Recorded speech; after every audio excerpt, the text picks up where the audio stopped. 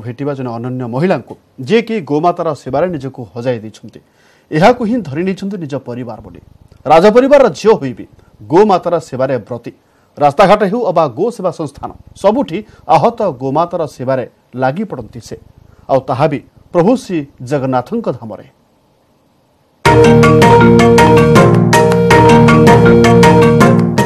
गोमातार सेवारे निजको नियोजित करिथिबा ए महिला हेउछन्ती बणेई राज परिवारर झियो चिन्मयी देव।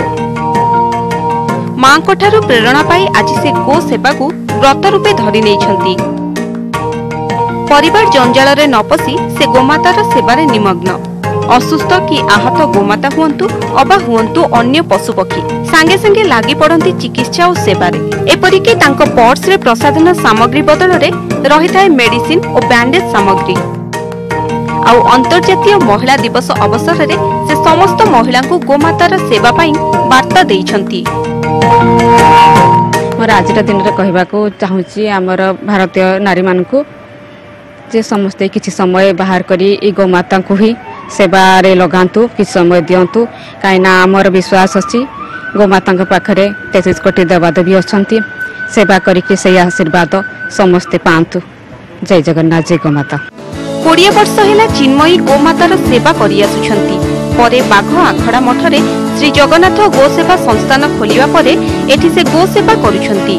बाछुरींको ठारू आरंभ करी आहत गोरुंकु मां भली सेवा करिथांती। से मां हिसाब रे छुआ मानकर जेमती नबा कथा केयर सबु केयर से नहीं एवं माँ बापा झील मैंने जो प्रकार सेवा करने कथा सेमती जो मैंने टे बड़ गाई षंड जो मैंने आसकर माँ बापा भाया से व्यवहार करी सेवा कर निज परिवार भली भाभी आसीथिबा गोमातार सेवारे आज निमग्न चिन्मयी। गोमाता को पूजिले 33 कोटी देवता आशीर्वाद मिलता है। अंतर्राष्ट्रीय महिला दिवस किंतु एभली जने महिला हेले नियारा जे होचंती बणी राजपरिवार झियो किंतु तांकर आदर्श होची गोमातार सेवा। से महिला दिवस रे समस्त महिला मान को आह्वान देइचंती कि गोमातार सेवा कले जने महिला तार उचित प्राप्त पाई परिबो एवं अशेष कल्याण पाई परिबो। तो समस्त महिला माने आज महिला दिवस रे एभली व्रती हुअन्तु।